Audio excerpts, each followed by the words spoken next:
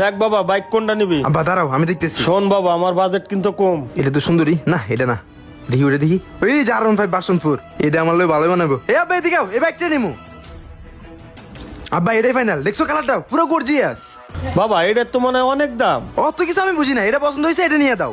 কি লাগবো চাচা? বাবা একটা কম দামের ভিতরে একটা বাইক নিবো। আপনার বাজেট কত? আমার 1 লাখ টাকা বাবা।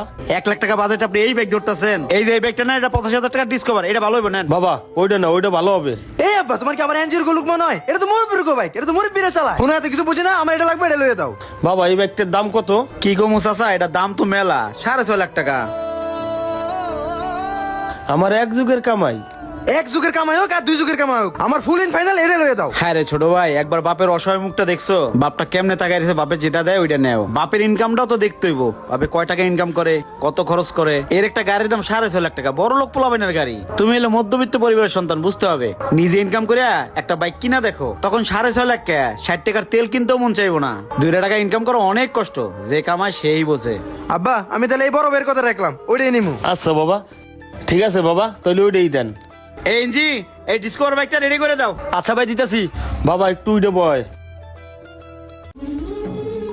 তোরে মানাইছে রে বাবা? হ্যাঁ আব্বা আসলে মানাইছে। আব্বা আমি তোমার না বুঝে অনেক কথা কইলাইছি, মনে করছে নিও না। না বাবা।